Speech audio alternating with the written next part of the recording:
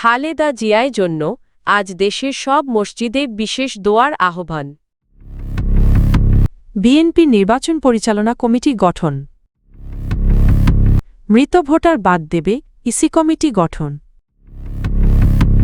খালেদা জিয়ার কবরে সর্বস্তরের শ্রদ্ধা, কেউ করছেন দোয়া, কারো চোখে পানি। তারেক রহমান এখন বিএনপির চেয়ার। খালেদা জিয়ার মাগফিরাত কামনায় আজ দেশের সব মসজিদে বিশেষ দোয়া।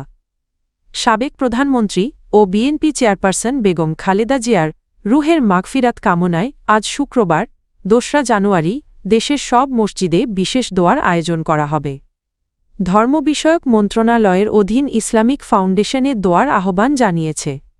ইসলামিক ফাউন্ডেশনের সমন্বয় বিভাগের পরিচালক মো. মহিউদ্দিন স্বাক্ষরিত এক বিজ্ঞপ্তিতে এ তথ্য জানানো হয়।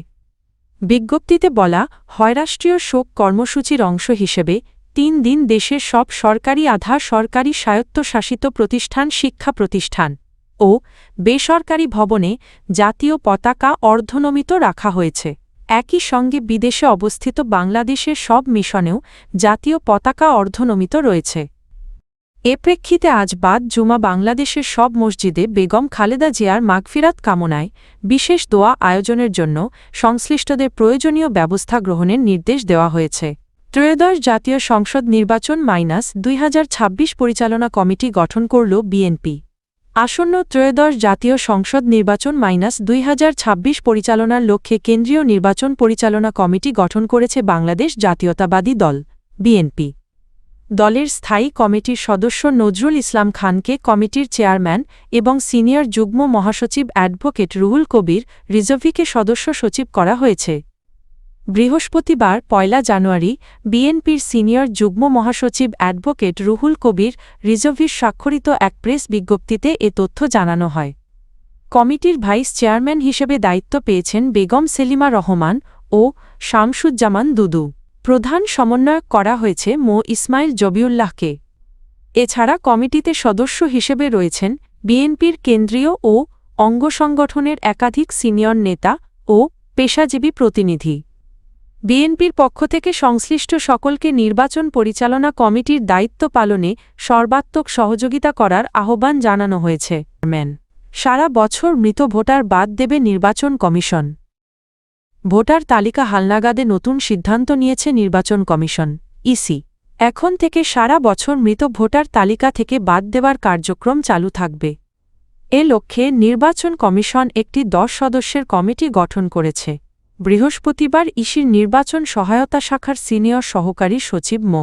নাসির উদ্দিন চৌধুরীর স্বাক্ষরিত অফিস আদেশে এ তথ্য জানানো হয়।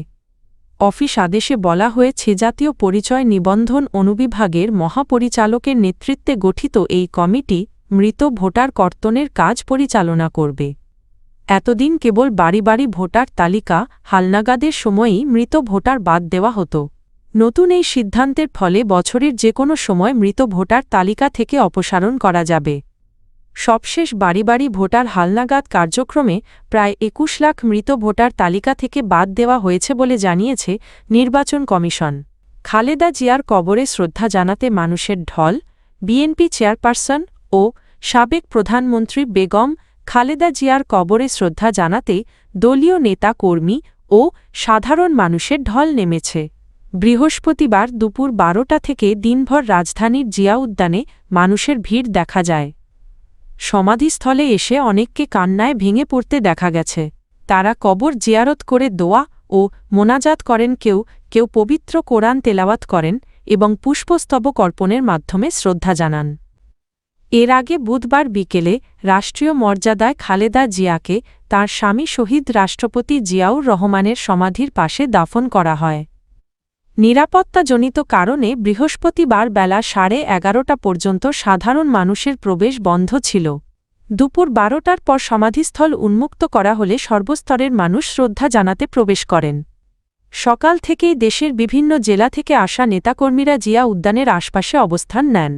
নিরাপত্তা বেষ্টনীর ভিতরে সকালে কবর জিয়ারত করেন সাবেক স্বরাষ্ট্র প্রতিমন্ত্রী লুৎফুজ্জামান বাবর। দলের যুগ্ম মহাসচিব সৈয়দ ইমরান সালে প্রিন্স নিরাপত্তা বেষ্টনীর বাইরে দাঁড়িয়ে মোনাজাত করেন।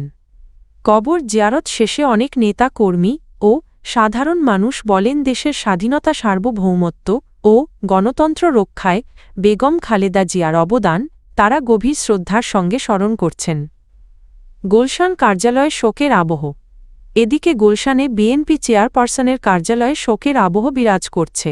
কার্যালয়ে কালো পতাকা উত্তোলন করা হয়েছে এবং জাতীয় ও দলীয় পতাকা অর্ধনমিত রাখা হয়েছে। সেখানে খোলা শোক বইয়ে বিভিন্ন দেশের কূটনীতিক রাজনৈতিক ব্যক্তিত্ব ও দলীয় নেতারা স্বাক্ষর করে শোক প্রকাশ করছেন। বিভিন্ন প্রতিষ্ঠানে দোয়া মাহফিল, খালেদা জিয়ার রুহের মাগফিরাত কামনায় বৃহস্পতিবার দেশের বিভিন্ন সরকারি ও বেসরকারি প্রতিষ্ঠানে দোয়া ও মিলাদ মাহফিল অনুষ্ঠিত হয়েছে। এর মধ্যে নর্থ সাউথ বিশ্ববিদ্যালয় বাংলাদেশ, কেমিক্যাল ইন্ডাস্ট্রিজ কর্পোরেশন, পানি উন্নয়ন বোর্ড বাংলাদেশ, কৃষি ব্যাংক ও জনতা ব্যাংকের উদ্যোগে পৃথক দোয়া মাহফিলের আয়োজন করা হয়। খালেদা জিয়ার মৃত্যুর পর বিএনপির চেয়ারম্যান তারেক রহমান, বিএনপি চেয়ারপারসন বেগম খালেদা জিয়ার মৃত্যুর ফলে দলটির চেয়ারম্যানের পদ শূন্য হয়েছে। বিএনপির গঠনতন্ত্র অনুযায়ী দলের senior vice chairman Tarek Rahman স্বয়ংক্রিয়ভাবে চেয়ারম্যানের দায়িত্ব গ্রহণ করেছেন। তবে এ বিষয়ে দলীয়ভাবে এখনও আনুষ্ঠানিক ঘোষণা দেওয়া হয়নি। বিএনপির নীতি নির্ধারণী পর্যায়ের একাধিক নেতা জানিয়েছেন, গঠনতন্ত্র অনুসারে তারেক রহমানই এখন দলের চেয়ারম্যান। তবে দেশব্যাপী শোকের আবহ ৩ দিনের রাষ্ট্রীয় শোক এবং দলীয় ৭ দিনের শোক কর্মসূচির কারণে বিষয়টি আনুষ্ঠানিকভাবে ঘোষণা করা হয়নি। স্থায়ী কমিটির আগামী সভায় এই বিষয়ে চূড়ান্ত সিদ্ধান্ত জানানো হতে পারে। বিএনপির গঠনতন্ত্রের ৭ ধারার উপধারা অনুযায়ী চেয়ারম্যানের পদ শূন্য হলে সিনিয়র ভাইস চেয়ারম্যান বাকি মেয়াদের জন্য চেয়ারম্যানের দায়িত্ব গ্রহণ করবেন এবং নতুন চেয়ারম্যান নির্বাচিত না হওয়া পর্যন্ত তিনি দায়িত্বে থাকবেন। এই বিধান অনুযায়ী তারেক রহমানের জন্য আলাদা করে কোনো নিয়োগ ঘোষণা প্রয়োজন নেই। এর আগে ২০১৮ সালের ৮ই ফেব্রুয়ারি খালেদা জিয়া কারাবন্দী হলে গঠনতন্ত্র অনুযায়ী তারেক রহমান ভারপ্রাপ্ত চেয়ারম্যান হিসেবে দায়িত্ব গ্রহণ করেন এবং সে সময় থেকেই তিনি দলের নেতৃত্ব দিয়ে আসছেন। বিএনপির স্থায়ী কমিটির সদস্য ইকবাল হাসান মাহমুদ টুকু বলেন, খালেদা জিয়ার মৃত্যুতে শুধু বিএনপি নয়, পুরো দেশই গভীর শোক ও অভিভাবকহীনতায় রয়েছে। এমন পরিস্থিতিতে পদপদবি নিয়ে আলোচনার চেয়ে শোকই মুখ্য। তবে তিনি স্পষ্ট করেন, গঠনতন্ত্র অনুযায়ী তারেক রহমানই এখন বিএনপির চেয়ারম্যান।